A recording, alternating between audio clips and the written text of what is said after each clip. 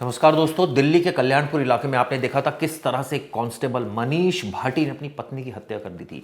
कल हैरान कर देने वाली खबर है। खबर यह आई कि उसने अपनी जान ले ली खुद। कई संगीन इल्जाम मनीष भाटी पर लगे थे। दरअसल ये ईस्ट डिस्ट्रिक्ट में तैनात था एएटीएस में और आरोप था कि सट्टा चलवाता था। आरोप था कई गैर कानूनी काम ये कर रहा था। लेकिन अचानक उस वक्त हड़कंप मच गया जब कल ईस्ट डिस्ट्रिक्ट पुलिस को यह सूचना मिली कि एक शख्स ने खुद को गोली मार ली है। और जब पुलिस पहुंची तो मौके पर जब पहचान की गई तो पता चला ये तो कांस्टेबल ही है और इसका नाम जो निकलकर सामने आया वो था मनीष भाटी। प्रियंका भाटी के साथ इसकी शादी हुई थी। उसके बाद शुरुआत में सब कुछ ठीक ठाक चल रहा था, लेकिन आप सोचिए चीजें बदली। दहेज की मांग होने लगी। ये प्रताड़ित करता था। आरोप ये है कि इसके कई महिलाओं से संबंध थे। आरोप ये भी है कि ये सट्टा चलवाता था, कई गैर कानूनी काम करता था। और तभी जब इसकी पत्नी इनकार करती थी, मना करती थी, तो ये उसको मारता था, पीटता था। यहां तक कि कई बार दहेज की मांग को पूरा भी किया गया। इस तरह के आरोप लगे। लेकिन इसके बाद हद उस वक्त हो गई, यानी सोमवार को जब ये अपनी स्कूटी से पहुंचा और वहां पर आप सोचिए इसकी वाइफ भी साथ में थी। इसने गोली मार दी और प्रियंका की मौके पर ही मौत हो गई। वहां पर उस वक्त चश्मदीद ने क्या देखा ये सुनिए पहले। लड़के खड़े थे, उन्होंने बोला कि मतलब अंधेरा था काफी दिखा, तो मैंने उधर के देखा कि ऐसा क्या है। फिर देखा तो वहाँ पे एक लड़की पड़ी थी, वो लवलू वहां थी। फिर उसके बाद हम लोग जल्दी जल्दी हमने ऑटो बुलवाया, ऑटो में उसको मतलब भिजवाया है लाल बहादुर के लिए। और पुलिस पे भी किसी ने कॉल किया था वहाँ से 112 नंबर पे।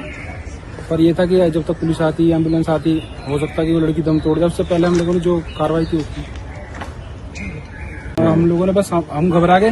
जल्दी जल्दी हमने ऑटो को पकड़ा किसी भी हाल में कि पहले हम बाद में हॉस्पिटल पहुंचाते हैं, बाद में देखेंगे कि क्या होता है क्या नहीं होगा। तो फिर जब स्टोर गया, स्टोर के बाद मैंने सोचा जब मेरी छुट्टी हो जाएगी तब मैं एक बार जाके देखूंगा वहाँ हॉस्पिटल तो बची है कि नहीं बची हो। हाँ, फिर रास्ते में देखा मैंने कि वो पुलिस वाले इन्वेस्टिगेट कर रहे हैं। हाँ। तो अब वो मुझे लगा कि खत्म हो गई लड़की। अभी हॉस्पिटल आए हो आप, क्या पता चला आपको? अभी मैंने कुछ पता ही नहीं किया यहाँ, तो बस मैं आप ही लोग जैसा को ढूंढ रहा था कि सर से पूछूंगा। मीडिया वाले सर हैं, वही बताएंगे कि किस तरीके से वो लड़की का हाल क्या है, चाल क्या है। अच्छा, लगभग कितनी उम्र होगी उसकी लड़की की, अंदाजा कुछ? सर लड़की की लगभग समथिंग तो 30+ ही होगी जहाँ तक की वो। ठीक है। अच्छा, ये जो लड़के थे जो फेंक के भागे थे वो कितने थे, कुछ देख पाए इस बारे में? सर मैंने देखा नहीं था, लेकिन जिन लड़कों ने मेरे से पहले रुके हुए थे ना, पहले लड़की को फेंका उन्होंने, जैसे ही दूसरी बाइक रुकी वैसे ही मैं पीछे से आया तुरंत ही। तो मैंने उन लोगों से पूछा क्या हो, तो कह रहे कि कोई फेंक के गया है और लड़की कंडीशन ठीक नहीं है, पानी लाओ पानी लाओ। तो मैंने सोचा डोमिनोज से लाने में पानी समय लगेगा, हमें लाल बहादुर दुकान खुलती है, हमने सोचा कि यहाँ से ले लेते हैं। तो अब यहाँ से एक लड़का पानी लेने आया था, जब तक फिर इतना समय नहीं था कि उस लड़की को पानी पिला दे। उससे पहले हमने सोचा अस्पताल भेजना जरूरी है क्योंकि लड़की की कंडीशन ज्यादा खराब थी। आप वहाँ पे आप वहाँ से क्या कहाँ जा रहे थे आप उस समय? डिलीवरी लेके जा रहे थे हम डोमिनोज। आपने क्या देखा था डिलीवरी दौरान? जब अंधेरा था ना वहाँ पे, तो एक मोटरसाइकिल खड़ी थी और एकदम मैंने रोका, तो मैंने कि क्या हो भाई, देखा तो मोटरसाइकिल के बगल में वो लड़की पड़ी थी। फिर मैंने देखा उसको, पास जाकर वीडियो वगैरह भी बनाया उस लड़की का मैंने कि भाई क्या चीज है। जब देखा तो वो लड़की बहुत ज्यादा काफी लहू लुहान। चोट कहाँ थी, कुछ देखा था? चोट कहाँ पे लगा हुआ था? चोट नहीं देख पाया क्योंकि लड़की के सिर में भी नहीं था, यहाँ पे एक थोड़ा सा उसके दाग था सिर में।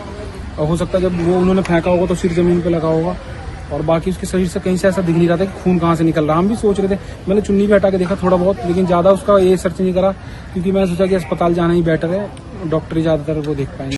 आपने देखा चश्मदीद ने पूरी कहानी बताई किस तरह से पूरा वाकया हुआ। लेकिन अब इसमें और उलटफेर हो गया इस खबर में और बिल्कुल ट्विस्ट आ गया। ये खुद ही, यानी जो भाटी था मनीष भाटी, खुद ही मृत पाया गया। अब ये मामला किस तरह का है ये अभी जांच के घेरे में है। लेकिन एक बात साफ है, इस केस में ऑब्वियसली प्रेशर पड़ा। हो सकता है इसको गिल्ट भी आया हो कि इसने ऐसा क्यों किया, और हो सकता है कई और वजह भी सामने आई हो। दरअसल ये बताया जाता है कि लाल बहादुर शास्त्री अस्पताल के पास दोनों के बीच में झगड़ा हुआ और उसके बाद आप सोचिए उसको मौत के घाट उतार दिया। अब इसमें एक और चीज़ जो सामने आई है वो मैं आपको बताता हूँ।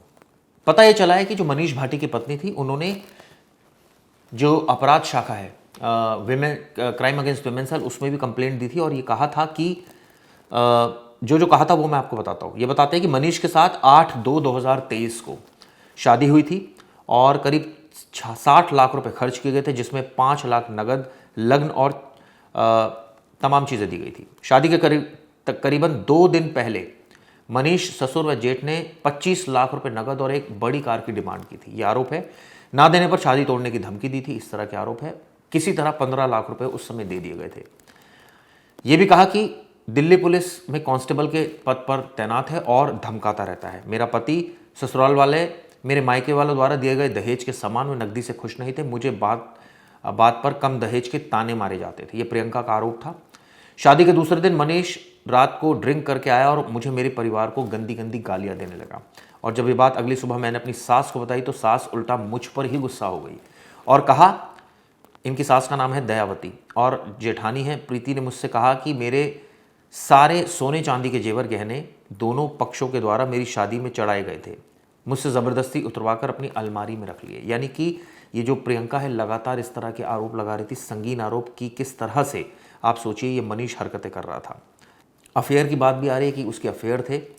वो अक्सर ड्रिंक करके आता था और अक्सर जो है वो रात रात लेट आता था, कुछ नहीं बताता था कहाँ पर है। कई बार ये भी प्रियंका ने पकड़ा उसको कि वो किसी महिला के साथ, इस तरह के तमाम आरोप उसने लगाए थे। यहाँ तक कि मनीष अपनी सर्विस पिस्टल घर लेकर आता था और डराता था कि तूने अपने घर वालों को कुछ भी बोला तो तुझे और तेरे घर वालों को सबको मार डालूंगा। इस तरह की धमकाता था ये शख्स। ये भी आरोप लगाया, उसकी पत्नी ने लगाया था, मनीष अवैध सट्टा चलवाता था। मैंने कई बार इसको सट्टे के बारे में बात करते सुना। वर्दी की आड़ में हथियार खरीदता था। बहुत ही संगीन इल्जाम लगाया था प्रियंका ने। उन्हें ज़्यादा दाम पर बेचता था। मैंने इसको ये सब करने से मना किया लेकिन मनीष मुझे डरा धमकाकर चुप कर देता था। ये एक पत्नी की तकलीफ़ें थी जो उसने मरने से पहले एक एप्लीकेशन जो लगाई थी उसमें तमाम तकलीफ़ें लिखी थी, लेकिन कोई सुध नहीं ली गई। और आप सोचिए उसकी पीड़ा बढ़ती रही और एक वक्त ऐसा आया कि मनीष ने किस तरह से अपनी पत्नी की हत्या कर दी। हम सब ने देखा, इसका सीसीटीवी भी सामने आया। और उसके बाद एक और हैरान कर देने वाली खबर यह आई कि उसने खुद को गोली मार दी। कई लोग कह रहे हैं कि अच्छा ही किया, जिस पर इतने इल्ज़ाम थे, अब उसने ऐसा क्यों किया। तमाम ऐसी चीज़ें हैं जो आने वाले वक्त में साफ होंगी। लेकिन ऑब्वियसली कई सवाल खड़े हो गए हैं। जो इल्ज़ाम लगाए गए हैं वो सट्टा चलवाता था, इल्ज़ाम लगाए हुए हैं वो हथियार खरीदता था और उन्हें बड़े दामों में बेचता था, यानी 2 गुना दामों में बेचता था। आप सोचिए क्या ये काम है पुलिस का? क्या इस तरह से पुलिसिंग होनी चाहिए? कई सवाल खड़े हो गए और इसको लेकर क्या ईमानदारी से जांच होगी? खैर अब तो खुद ही आरोपी की मौत हो गई और ऐसे में सारे राज भी दफन हो गए। लेकिन ये बात सच है कि इस घटना ने न सिर्फ मनीष भाटी के परिवार को दुखी किया, प्रियंका के परिवार को भी दुखी किया, क्योंकि 2 परिवार से सीधा इफेक्ट हो गए। ये कहानी कई सवाल खड़े करती है। कहानी बताती है किस तरह से कई पुलिस वाले वर्दी की आड़ में किन किन घोटालेबाजों से मिले होते हैं और किस किस तरह के गोरख धंधों को अंजाम दे रहे होते हैं। वाकई शर्म कर देने वाली बात है। खैर इस खबर पर आगे भी आपको अपडेट देता रहूँगा, लेकिन जिस तरह के इल्ज़ाम लगाए वाकई बेहद संगीन है। कई सवाल इससे खड़े होते हैं।